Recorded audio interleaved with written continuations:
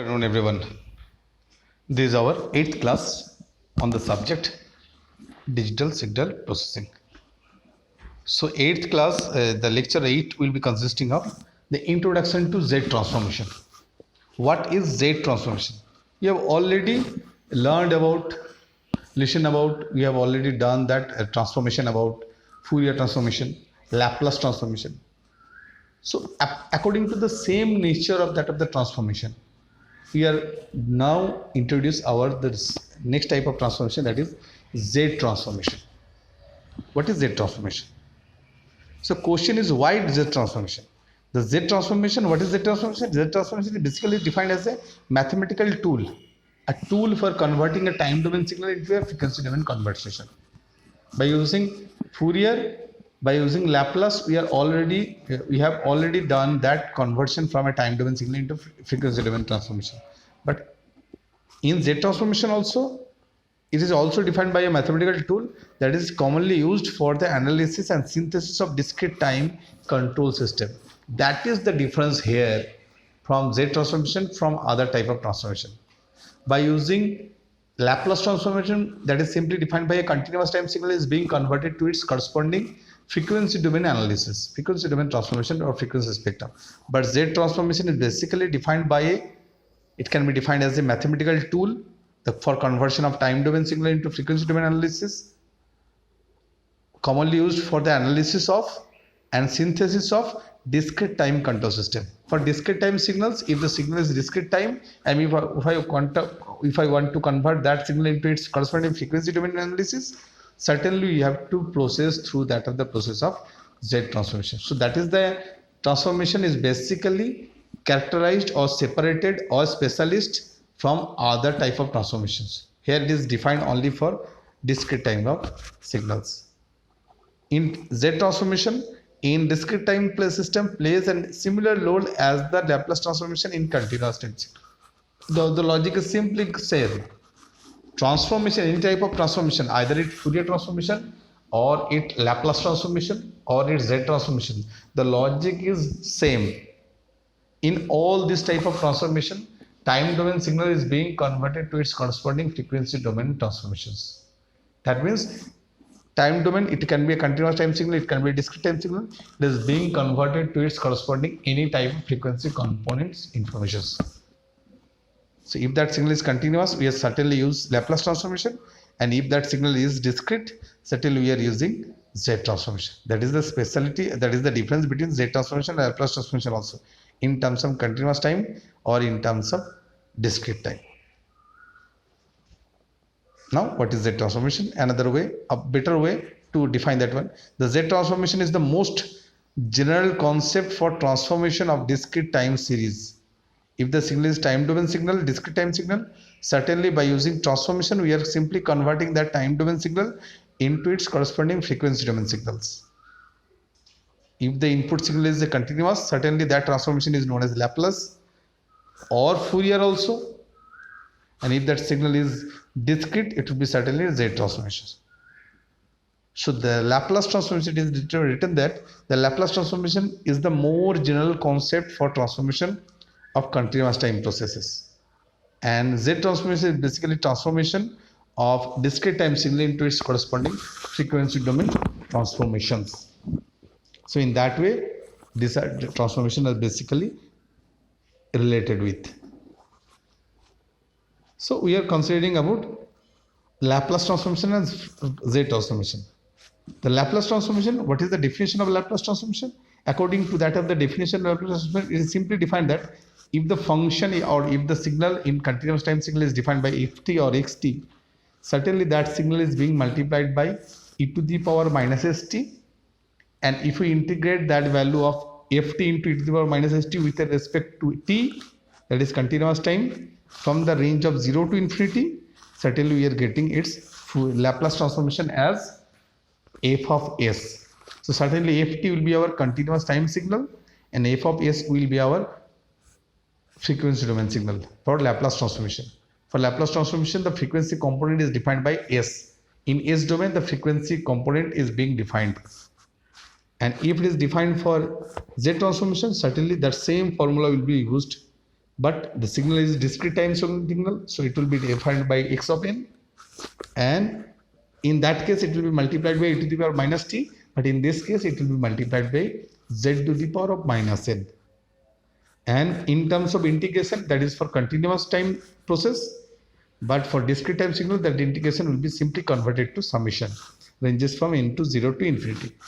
That is nothing but defined as one-sided Z transformation, because here the range of n ranges from 0 to positive side only, not for the negative side.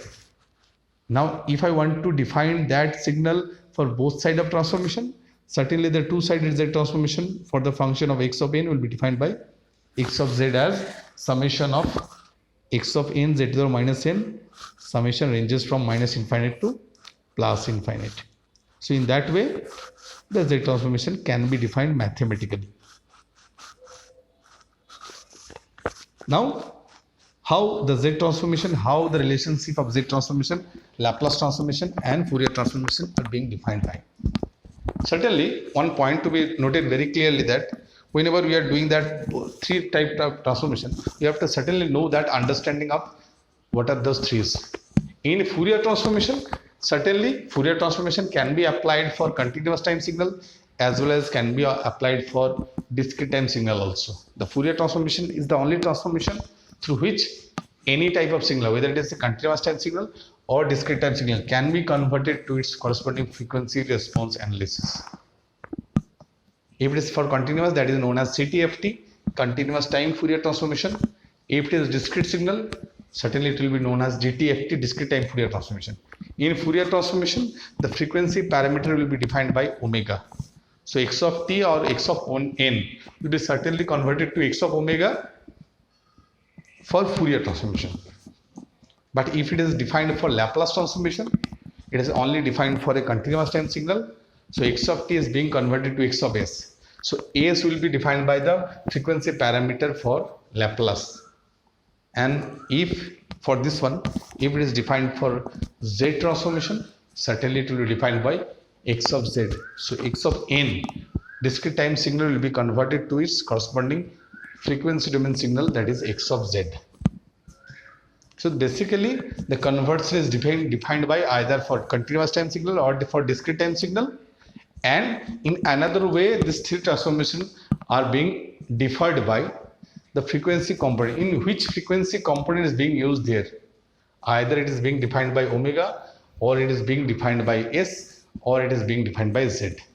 So s, z and omega, the three type of frequency components are used for this three types of transformations: Laplace, Fourier and Z. So in Z transformation comes about somewhere as continuous time Fourier transformation, in which the variable is omega. It is being defined, already being said that in Fourier transformation it is the frequency component is defined by omega. So omega will be defined by a Fourier transformation, and that the generalized value of that omega will be nothing but whenever it is being converted to s, certainly it will be defined by a Laplace transformation. So that equation can be simply defined as, so if we define that value of continuous time Fourier transformation CTFT is generalized to Laplace transformation, so for continuous time signal it will be j omega, Fourier transformation j omega. But if we add a single sigma is there, that means sigma plus j omega will be certainly defined by equals to s, and that is nothing but defined by a frequency component for Laplace transformation. So certainly from continuous time Fourier transformation can be generalized to Laplace transformation by simply doing that equation as j of omega is simply defined by sigma plus j omega, where s is nothing but s is the frequency parameter for Laplace, is simply defined as sigma plus j omega, where sigma is nothing but the attenuation constant, is defined by attenuation constant or the real part containing in that Laplace transformation. In that way it can be defined as. So what is the motivation for this type of transformation? So whenever we are converting that continuous time Fourier transformation into Laplace transformation, certainly defined by g of omega is certainly converted to sigma plus j omega. Certainly the the value of AS will be simply defined by sigma plus j omega. So AS is related to that of the omega.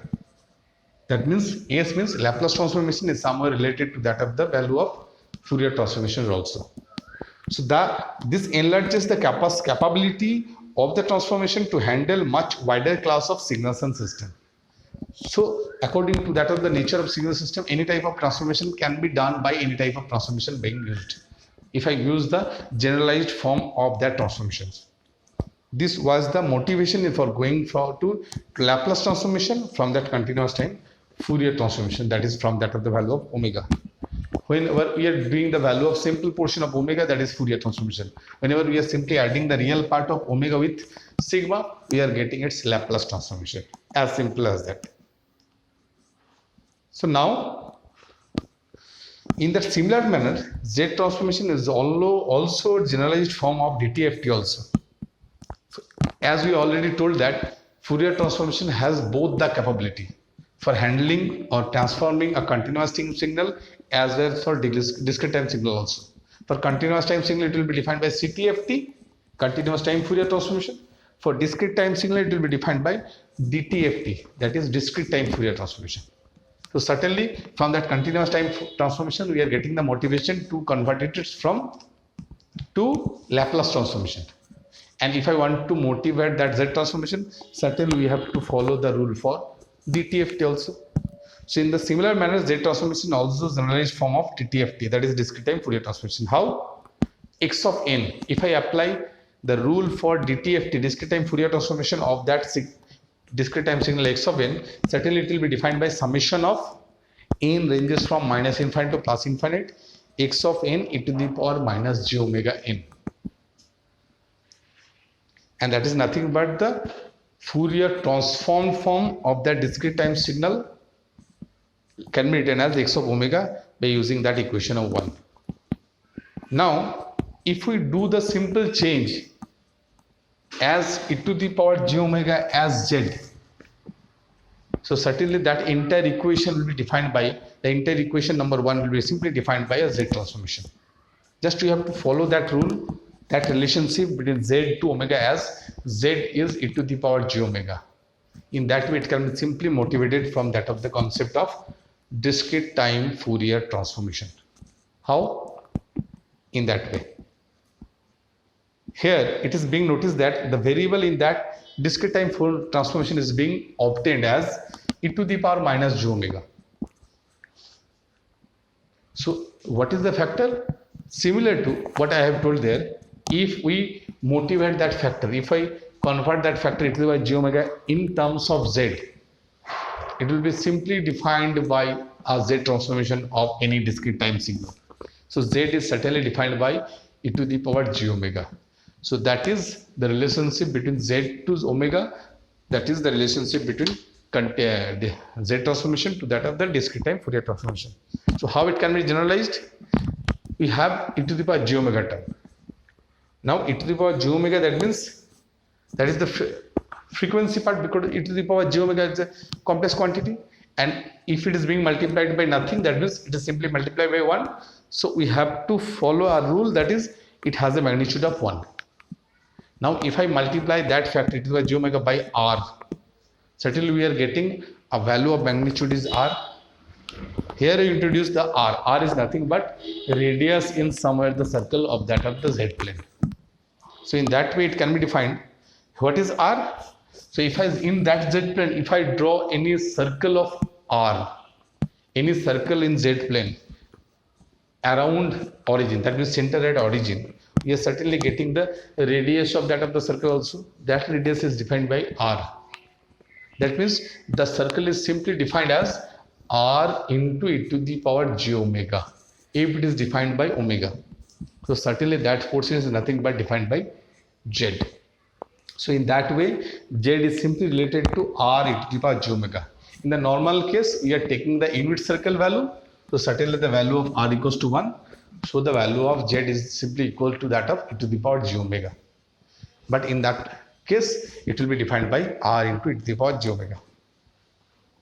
So if we take the value of r equals to 1, certainly it will be defined by the value of DTFT. And if the value of r is not equal to that one, that means r is included there, that means r into e to the power j omega certainly it will be defined by z.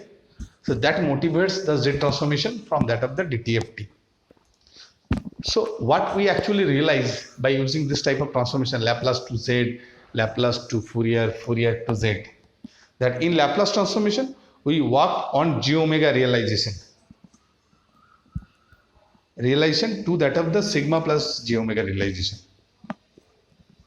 We worked on that of the rectangular coordinates because it is related to that of the x-axis, that is real part, y-axis, that is imaginary part, j omega.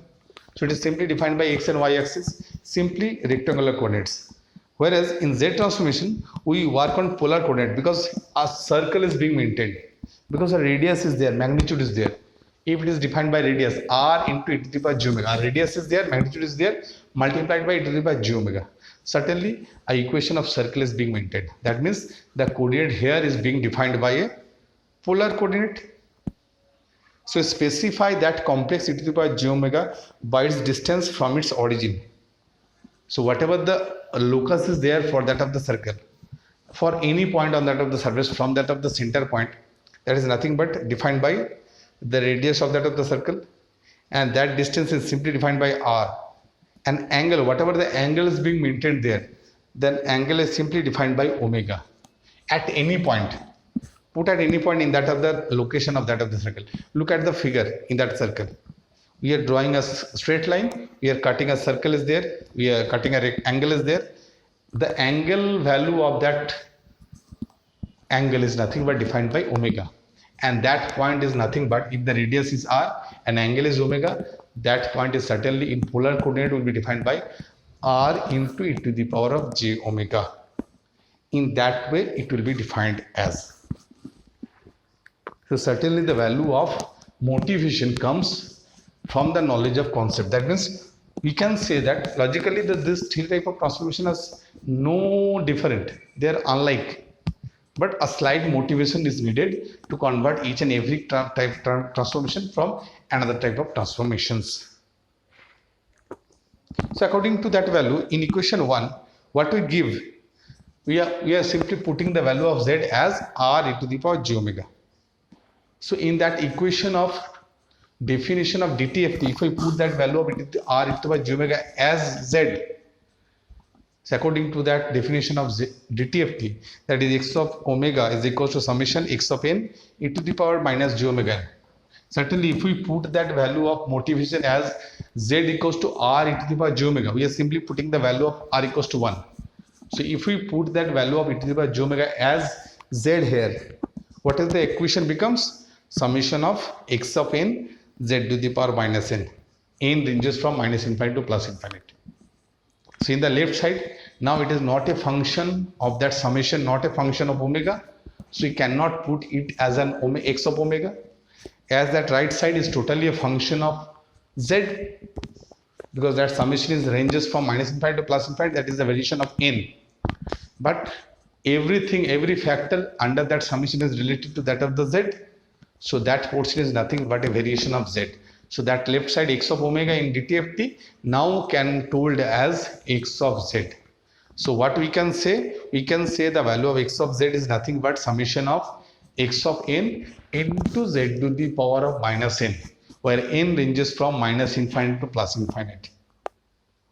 So in that way we can say the z transformation reduces to frequency transform when the magnitude of that transform variable z is unity. So we have to follow that relationship between z to discrete time Fourier transformation as z is equals to r into e to the power j omega. But we have to follow that rule that whenever we are converting that from DTFT, we have to certainly make that radius of that of the circle equals to 1. So in that case, the value of z will be equals to e to the power j omega only. So in that way we can say that it will be simply defined as the definition simply holds from this relationship from that of our DTFT. So from that concept of DTFT we can easily find out or extract, we can convert that concept or definition of Z transformation easily.